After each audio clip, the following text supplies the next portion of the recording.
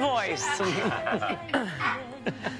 Now to our last. Everyone has a story. Wow. Wow. Okay, we've gotten to meet some really incredible families over the years who have shared their very personal and inspiring stories. Take a look.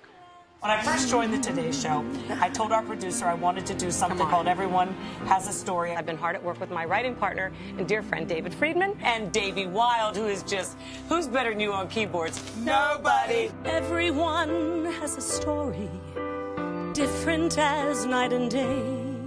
I've never met anyone as strong as my mother. My wife, Jo Draper Grant. They stand in the presence of a hidden hero when they're around them, and it would be legendary if everybody knew about it. One thing is certain, one thing is very clear. We are here to make each day the best day of our lives. For as long as we're together, we can face forever. For we believe with all of our hearts. I'm just amazed you could turn into song exactly how I was feeling. Don't make me cry on TV. It sounded like it came from my heart. This is a wonderful series, and thank you for doing it. We're so privileged to have been able to tell your story. You're bringing so much inspiration and hope to everyone that watches this. How happy am I? Wow. So many, 100 over the 11 years. Today is our 100th. Everyone Has a Story, brought to us by a dear friend of mine, Una Neary. Take a look. I would like to nominate my dear friend, Mary O'Connor, for Everyone Has a Story.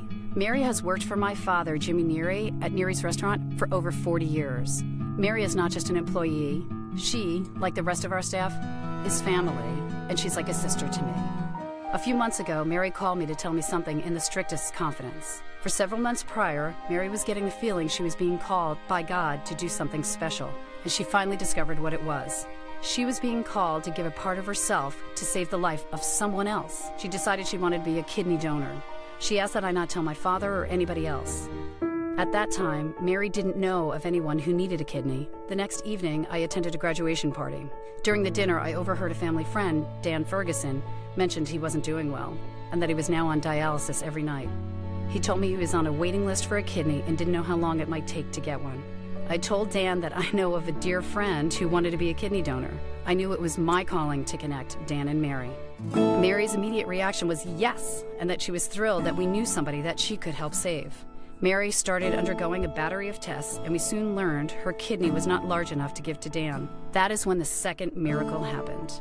Mary was informed she would still be able to donate her kidney through the kidney exchange program, and in doing so, she qualified Dan to receive a kidney from another donor in the program.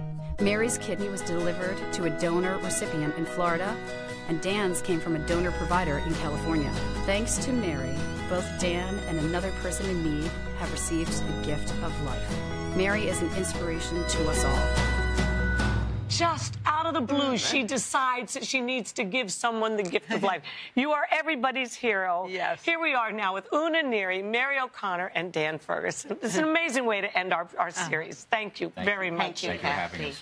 What was it that you said you felt that you had to do this? This is something that, just like Kat said, did it just hit you out of the blue? In church. Yeah, Hulda. in church. Yes, I go to church every day. Yeah.